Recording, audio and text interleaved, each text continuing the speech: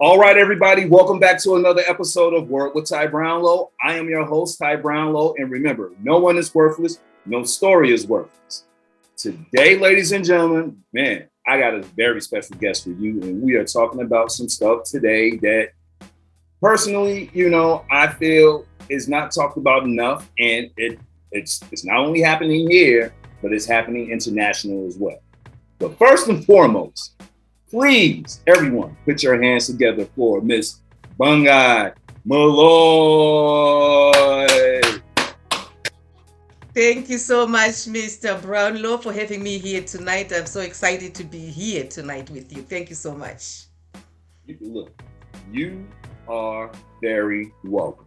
And as I said before, we are here to really talk about some things that, as I said, I don't feel we're having enough conversation about. And it's actually happening not only here in the United States, but internationally Yes, as well. So, absolutely. what are we talking about, ladies and gentlemen? Well, let's see. We're talking about ending child marriages. What? Yes. Yes, I know that may be taboo to some of you all or what have you, but Yes. it happens. Yeah. And Miss Mhloyi here is going to tell us about her organization and what they're doing to combat, these child marriages as well. Because as I said before, it's not only here in the United States, but she is from Zimbabwe, and she's here to talk about her own personal experiences. Plus, those she has helped in, also along the way. So, first things first, let's just get into it if you don't mind. Absolutely. Thank you so much. Yes, so yeah, I'm from Zimbabwe. I was born and raised there. I came here in 1985 with my husband. We got our education, but I was born and raised over there. So the name of my organization is called American and African Youth Leadership Foundation, and we shorten it as AAYLF, which stands for American and African Youth Leadership Foundation. And our mission is really to end child marriages, and it is what it is. We end child marriages. So what we do is we empower these vulnerable girls through education. So my organization comes in, we go in one particular community in Zimbabwe where they still think that it's okay to marry off your children, your girls especially. Boys are fine, but they still think it's okay to marry off your daughters. As soon as they hit puberty, they marry them off due to poverty, due to other, family situations, and they marry them off to whomever is there. Whomever is there. If you don't mind, I can share my first encounter with child marriages. Then that can give you an understanding on how this is done. Please If you do. don't mind. Please do. Please do. All right. So growing up, I think I was about 12, 11 or 12 years old. I had two sisters that were older and one sister younger, and then the other ones were, much younger, but we were about four of us about the same age, like 10, 12, 14, and 16, because my mother had us like back to back. So one day, this young girl, she was about 12 as well. We find out she's at my grandfather's house. My grandfather lived not too far from our house. And then here she comes, this girl. We didn't know who she was. And we kept asking our mother, who is this girl? And my mother, first she was trying to explain to us, who she was. And then she told us that this young girl was married off to my father, to her father, because my grandfather had given 10 cows to this young lady's family, parents, so that she can be his wife.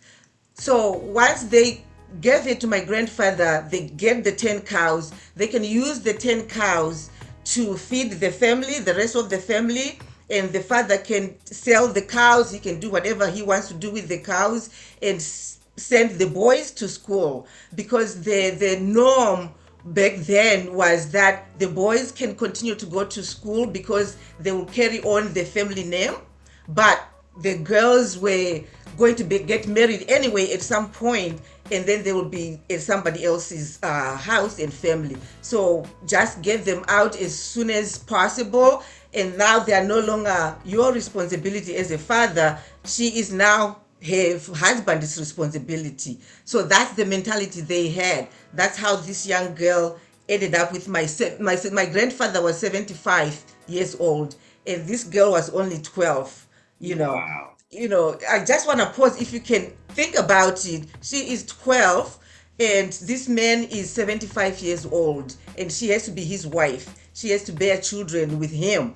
So, as disturbing as that is, and you can imagine how scary this is to this young girl.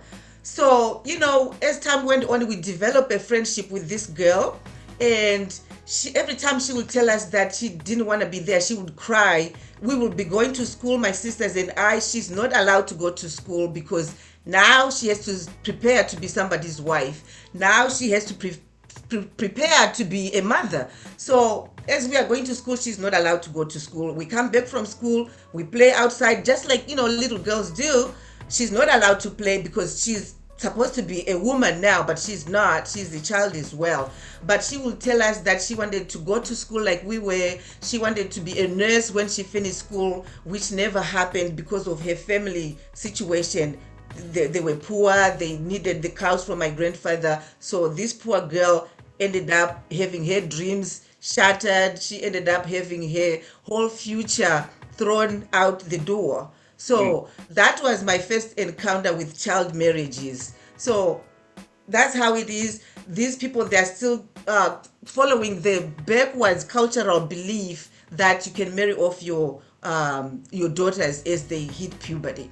So that's how this. But the girl, and the good story was the girl ended up running away like 2 years later. She ran away. She told us that she was running away. She was planning to run away, but if we can please don't tell our grandfather, keep it a secret, which we did. For 3 months, we never told anybody after she ran away because we didn't want to have them go look for her, and we didn't want that to happen. So she ran away. Our mother kept saying, do you know where she is? We said, we don't know. But 3 months later, we ended up telling our mother that she told us that she wanted to run away. But at that point, we thought, oh, she should be fine by now. Wherever she went, she should be okay. She's no longer vulnerable. She's no longer at risk of coming back to my grandfather. So we thought at this time, we can tell them that she ran away. She just didn't,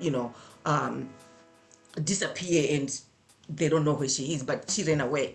So as time went on, I came to the United States with my husband. We went to school, and that girl never left my mind and my heart, because looking at her and seeing how she was crying, how she also wanted to go to school, I just wanted to do something about it.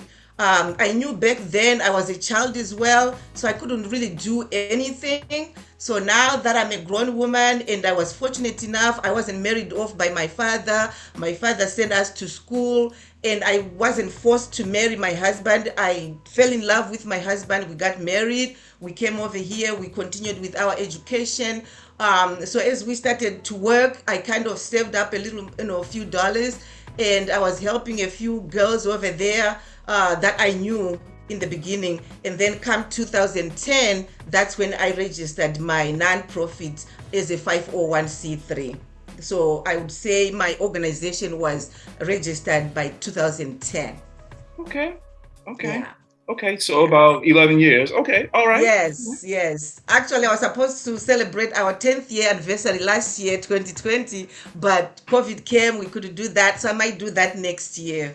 Okay, all right. Yeah. Well, you hit, first and foremost, you hit on a lot of things right there. And we're going to talk about the psychological effects as well, of child marriages. But before we even get into that, like, you really hit on a lot of things where you were talking about, families. And, one of the things I was going to ask is, why, parents do these types of things, or why families do these types of things. And as you said, a lot of times it's for the economical value, and it's more of a trade-off, if my family has, this or what have you, they may trade you.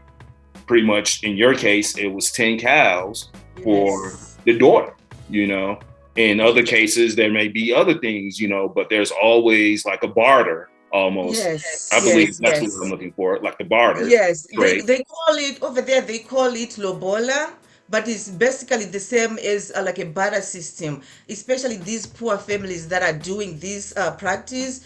Um, Cows, goats, chickens, uh, corn, whatever it is. Sometimes, in some cases, a couple $100. If the guy has a couple $100, he can give it to the father, and then the father will give him his daughter, and off she goes. She has no say whatsoever. You just go. You are told to go.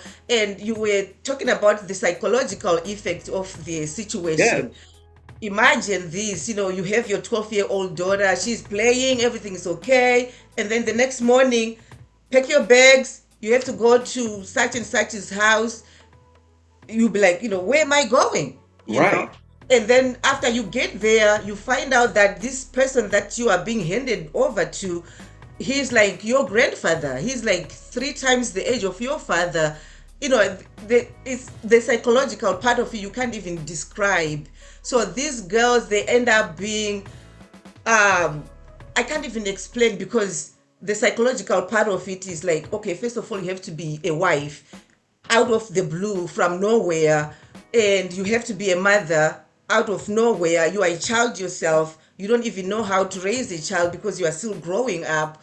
And in most cases, these, like for example, in my grandfather's case, this girl was 12 years old, my grandfather was 75. So after she ran away, 2 years later, my grandfather passed away. Mm. So if you can only imagine that, let's say she had kids with him. Thank God she didn't have any kids with him. If she did, now she has to worry about being a mother to these children. How is she going to feed them? How is she going to feed herself? Because he's gone. He's gone. Now she's there as a single mother with no education, with no skills whatsoever. So how is she supposed to, you know, support herself and survive? It's just a traumatic situation. So that's why we are trying, whatever we can. My organization, we are trying to get these girls and keep them in school so that they won't get married off. And once we keep them in school, at least they can continue on with their ambitions. They Hmm. can, become who they desire to become as they grow older. And they can, the best part of it is like they can choose their own husband, they can choose their own mate who they want to get married to. And they can also choose when they want to get married and when they want to become a mother, instead of being forced to do that, against their will. So that's what my organization does. Now, I want to ask a question because we're still talking about the psychological effects. Now, Yes. for those who are not so lucky, and they do get caught up, in being a, child bride at a very early age. And as you said before, your grandfather passed away 2 years after she ran away, you know. But for those who are still caught, in that web or what have you, and, what happens to them, later on down the line? Like, is there a high rate of suicide? Are there more runaways as they turn a certain age? Are there, like, murders or deaths or what have you? Like, what are some of those, effects of, like dark effects of actually staying and being a child bride? Absolutely. Very good, point. Very good question. I would say I haven't heard of any murders, Right. but the child, they run away. Sometimes they might have two, three kids. They run away and go, and wherever they can go. Most of the time they can't go back home, because if they go back home, the father will send them right back. Mm. So they will find another place. Just a terrible situation. In most cases, they will run away and then they will go to a family member or maybe somebody they don't even know. And then the poverty cycle continues, because they are in another situation where the person sometimes might abuse them in any form. Abuse goes on. Hmm. And in some cases, death happens to these girls, because as they are trying to give birth to children and they're still children themselves, they die giving birth. And sometimes, they are pregnant and they are trying to give birth. The mother might survive, and then the child might die. And again, that's another psychological, if that comes to them, because losing a child is another thing that breaks your heart. Yeah. So it's all kinds of things, and the poverty just continues, it doesn't end. um and in most cases there is health issues. They become sick, sexual transmitted disease. These guys are like, oh, they've been everywhere, Mhm. and she's just a child coming in. They get HIV and other STDs, you can name it, they get it. And in most cases they are not, they cannot voice their opinions because they are like children, and these are grown men. And they just do what they are told to do because they have no choice. They have no choice. So their self-confidence goes down, their self-esteem goes down. They think that something is wrong with you, and to think that this is your father who is supposed to love you, he's the one who puts you in this situation. It continues, like the self-esteem goes down. You'd be like, did I do something wrong? What's wrong with me? Because it's not everybody. It might be like this community, but the rest of the country, girls their age, they are still going to school. So you'd be like, okay, so what's wrong Right. with me? Right. Other girls my age, they are going to school, and I'm not. So a lot of things goes on in their minds. So it's damaging in every sense that you can think of. It is. Mm-mm-mm. Yeah, it is. Yeah, I mean, it's just mind-boggling. And to your point, as we were talking about before we started, I read an article from the Global Citizen where, not too long ago, I want to say maybe a month or 2 months ago, there was a situation where a 14-year-old girl actually died giving childbirth. Mm-hmm. And I know they were using the hashtag justice for memory. I believe that was the girl's Yes. name, Yes. memory. Yes. But Yes. you know, it's, as I said before, people, it's just not international. We also Yeah. have situations here Here. within the Mm-hmm. US that these types of Yes. things happen. And I'm going to talk Yes. about a situation that happened in Florida. Yeah. What else is Yeah. new? But, Right. where 11-year-old was forced to marry, her child rapist, let's just call it what it is, in Yeah. Florida. Her name was Sherry Johnson, and her parents forced her to marry a man 9 years older than her, Wow. and it was basically because of an incident that happened at church. She met this Right. man at church. She was actually assaulted at church, not once, but twice. The second time Right. was by this Wow. man here that she ended up being married to. And Okay. because of, the family and the church, they didn't want the reputation to get, out or what have you. So instead of Right. like, trying to bring justice to this situation, they Yeah. went ahead and allowed their daughter to get married to this 20-year-old man. But now, Wow. if Wow. now if you're asking me like, okay, well, is that just in Florida? Well, Texas, Florida, and Kentucky Mm-hmm. have high numbers of child Child marriages. marriages. Yeah. Okay, so Yeah. as I said, this is just not international, it happens here as well. And pretty sure Absolutely. all over the world. This is like It a is. global thing. This It isn't is just globally. right. This isn't It is just, globally. this incident and this incident. This is happening all over Yes. the world. I know for a fact Yes. in like Indian cultures, this happens a Oh, lot. yes, So, absolutely. Yeah, so it's globally. I have friends that are doing the same thing in India, Pakistan, yeah, Afghanistan, I mean, everywhere. And in Africa as a continent, it's like in every African country it happens. And you mentioned memory. In memory's case, this was a religious case, yes, because the people in the church that she was going to, I don't know if I can call it a cult or what, but it's this particular church. They marry young, it could be like five, six different girls, and they're all young children. And Memory happened to be one of the wives to this man, and they will go with the thought that this is like my spiritual wife. The spirit is the Holy Spirit is telling me to marry you, something like that. But how can the Holy Spirit tell you to do something like this? And when she, I mean, it was just a terrible and tragic situation for her.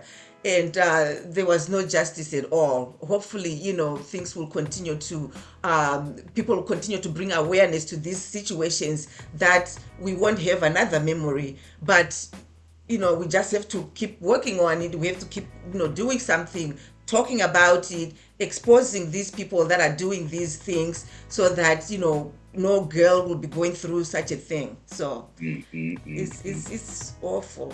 It is, well, it is downright horrifying, and I Yeah, agree. Like, yeah, just as a parent, I'm not a parent to, a female, I'm a parent to, a young male, but still, it doesn't really matter because it's like you giving your child away, you know, yes, for yes. something of economic Yeah, gain or what have yes. Even if you don't have a girl, you said you are a father to boys, or a boy or boys, but you could be an uncle to a girl, you you. know, Yeah, I am you an know, uncle. Yeah. you see? So, Yeah. just because you don't have a girl, a daughter, but a lot of, maybe your neighbor has daughters, maybe hmm your friends have daughters, hmm granddaughters. So it's the same. We still just have to do, justice to these girls. hmm Yeah. So I want to talk about how your organization has had some success stories now. Now, all these stories have not been bad, ladies and gentlemen. We do Yes. have a pot of gold at the end of the rainbow, Yep. Yep. for some. Yep. So can you just talk Yes. about some of the success stories, who Yes. girls who fought against child marriages, with the help of your organization? Like, what are some of your favorite success stories? Absolutely. You can see how big my smile is. We have been talking about the really sad part of it. Now we are talking about the great part of it. Yes. So, that's why I have like this big smile, because it makes me smile. It makes me feel very good and happy that I am able to help some of the girls that I can help. Mhm. Since I started up to today, I have 85 girls that are in school right now. Okay. And yes, and I have 20 girls that already went through the high school. Some of them went through college. Some of them went through technical school. So 20 of them already graduated. They were able to fall in love with somebody they like. They got married. They invited me to the weddings. I got to the weddings. Some of them are, well, most of them are working now, and they have children, and it's just such a good thing. I will tell you one particular girl that I always talk about. Her name is Maureen. So we got Maureen when she was, I think, 13 or 14, and Hmm. she was just about to be married off, and we got her, put her in school. She went through high school. She went on to a university there in Zimbabwe. She did her bachelor's degree. She finished. She went on to do her master's degree. She did business administration. And while she was in her master's program, she met her boyfriend then, but now it's a husband. They fell in love. They finished school. After school, they decided to get married. They had a wedding. I was at their wedding. I was at the graduation as well. And now she has two beautiful sons. She has a nice house in town. Her husband is working. She is working.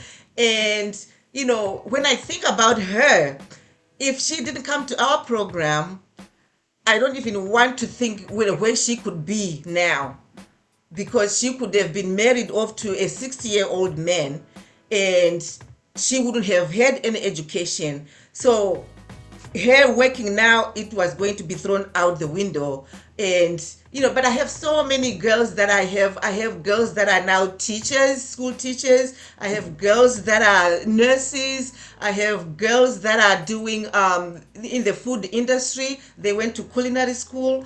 I have one girl. She surprised me because she was like a little shy, but she's a social worker in a prison. So, but that's what she wanted to do. Wow. That's Really? what she wanted to do. Yeah, I was surprised, because when I looked at her back then, she was like the kind of shy person. But I said, oh, wow. But she's a social worker in the prison. And I mean, it's just wonderful to know that we can really make that kind of impact on somebody's life. We can change somebody's life. I always call the people that support me like my angels. They're angels to these girls, because if they didn't support this organization, there's no way I can do this all by myself. So of course I have a lot of supporters, sponsors. So if they didn't come in, all these girls will be, I can't even start to tell you what they will be doing now. So yeah, I have a lot of success stories. There's another one young lady that also touches my heart, but we took her when she was also 12, and she was about to be married off, but her mother was a child bride herself. So when the father was starting to talk about marrying this one off, mother said, "Oh no, not my daughter. I'm not gonna have that happen." So she had a plan. Her sister was living in another town, so she talked to her sister and said, "Can you please take my daughter? I'm going to tell my husband that she ran away. I don't know where she is. Then she can go to," because the sister knew about us. So girl went off to auntie's house. Mother told dad that the girl ran away. I don't know where the girl is. Up to today, they think that she ran off with a man somewhere. They don't know where she is. But she completed high school now, and she wanted to be a doctor. She is actually in pre-med school right now as we are talking. And I said, "Wow, when you finish, when I come to Zimbabwe, you are going to be my doctor." So There it she is. is in school. We got her. I think this is like the 6th year when she's in. Since she has been in our program, since she finished high school, went to upper high school, and now she's in pre med. So but it's a lot of girls that are completed. But I also have, like I said, 85 girls that are still in school. Like, some are still in junior high, some are in between, some are senior highs. I have 4 that are graduating high school end of this year, and then they will move on to, if they want to go to college, they will go to college. If they want to go to culinary, whatever they want to do, that's what we are there for, to make sure that their dreams come true. So Look, I have a smile on my face, and I mean, yeah, I'm just happy because, of course, what we're talking about is somewhat taboo to others, or may, be off limits because of a situation that other people may know someone going through the situation, and they just don't want right. to, bear any, like, Yeah. shame or whatever towards their name or their family, what have you. Yes. But, Yes. to hear, okay, hey, there is a way out of this. You can get out of this, Absolutely. And I Absolutely. mean, I am not one for deception, but there's a man, there's a case for everything. And in this case, when someone's being held against their will, because I'm just going to say it, like you're being held captive against your will, it's like Yes. it's like a Yes. form of kidnapping, even though Yes. it may be trade or what have you, it's still a form Yes. of kidnapping because you're taking someone against their will. You're not Absolutely. allowing them to be the best person that they Yes. can be, Absolutely. and you just taking away their rights or what have you. Yeah. And Yeah. what is a person to do? So, like, if Absolutely. you are going to like run away and escape for your freedom to have a better life, then by all means, Yeah. hey, if I have to say that this person ran away, or Yeah. something happened to this person, I don't know what happened or what have you, so Right. be it. Yeah. If at the end of the day it causes them to go off to have a better life than the life they were going to Absolutely. have, then Absolutely. please, yes, yes. Absolutely. So look, Absolutely. let me ask, like, if people want to get in contact with the organization, if they want to donate, sponsor, what have you, how can Yes. people get in contact with you? Can you give us those like website links, social media links, everything and anything to get in contact with you all? Absolutely. Yes, people can get in touch with me so many different ways. My website is www.endchildmarriages.org. That's one way. I'm on LinkedIn as Bongai Mhloyi. I also have a page called End Child Marriages on LinkedIn. Facebook, the same thing, Bongai Mhloyi. And we also have a Facebook page which is End Child Marriages. So people can get in touch with me that way. And people can call me. I don't mind. My phone is always with me. And my phone number is 484 356 8933. 0800-646-8135. And I'll share my email as well. It's donate, like you are donating, donate at endchildmarriages.org. So those are the ways, people can get in touch with me. And maybe I can also share, like, people might want to know how much it costs to send a Yeah, girl please to do. school. Please. Okay, you probably asked me that, but I think I didn't mention that in between. Come on. So It's quite all right. so when you hear about sending someone to school or to college, people think, oh, it's thousands and thousands and thousands of dollars. But for high school, it costs only $300 for the whole year. You can keep a girl in school for $300. And sometimes I tell sponsors that you can do a $25 every month donation, and you are keeping this girl in school. You can commit, because high school is 4 years. So if you commit $25 a month, you are saving her life. You are making her life, putting light into her life. So $25 a month or $300 a year. For my college girls, they have 2 semesters a year. It's $500 per semester. And for the whole year, it's $1,000 to go to college over there in Zimbabwe. I remember when I came here, I went to college. A textbook costs more than $500. One textbook. Yeah. Yeah. So, but their $500 can keep someone in college, and you can be the world to these girls. So, and again, the links that I just shared, you can go on the website, you can donate on the website, all kinds of donating ways on the website. You heard her, ladies and gentlemen. Go to that website, www.endchildmarriages.org. Okay? Donate. Do whatever you can. Man, if this is something personal, to all my people that are watching internationally, if there's like someone that, that you figure, or that that's going through the same thing or that's about to go through the same thing, reach out. Reach out. There's always help. Reach out. I mean, even though, there may not be resources, that you may have directly to that country or what have you, you may know of someone who works there or what have you that they can go through and, help out or what have you. So, man, please, I'm all about the help. Help, support. Okay. Now, Miss Bongai Mhloyi. That's it. You got it. Thank you. I knew I was going to get it. I've come to the last question of my show, but this is the question that my show is known for. But I'm going to present it in a different type of way. I normally ask, what's the one word that best describes you and why? But I'm going to do a spin. Okay. What is the one word that best describes your mission and why? The best word that describes my mission, I will say empower or empowerment. Empowerment. And the why is, we have to give these girls the tools they need for them to feel empowered. As a woman, as a man, we all need to be empowered. If we don't empower these girls, these vulnerable girls, their life is just going to the dark. So we need to empower them. And what more could be, more empowering than education? If you give somebody education, you are giving them the tools, you are empowering them. They can, the sky could be the limit for them, and they can become who they want to become. So I would say that's one word that can describe myself and why, my mission and why. Okay. I love it. I've said this word only once on this show, but I'm going to say it again because it really does tie into this.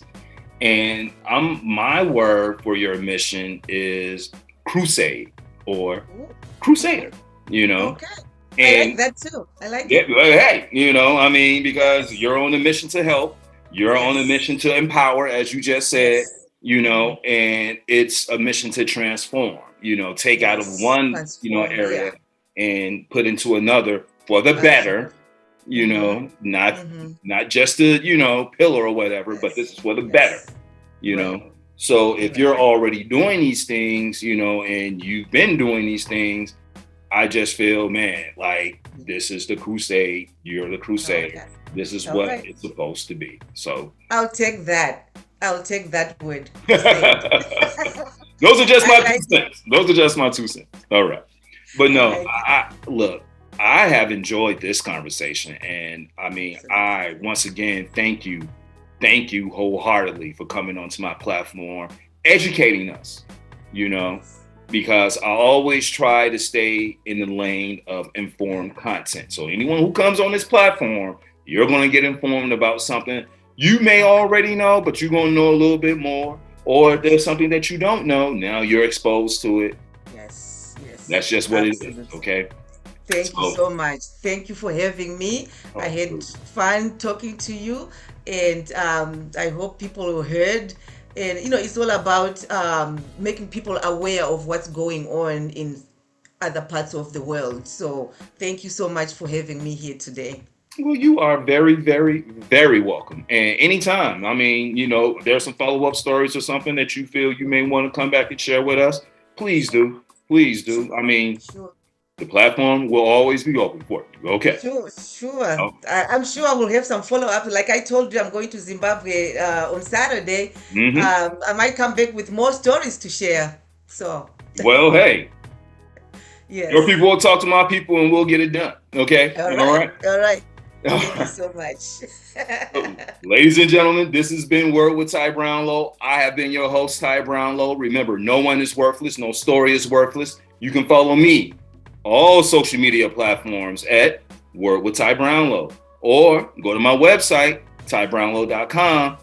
Definitely get this wonderful conversation, plus other great interviews as well. Bongai Mhloyi. Thank you. Thank you. Thank you so much. All right, y'all. We out. Peace, people.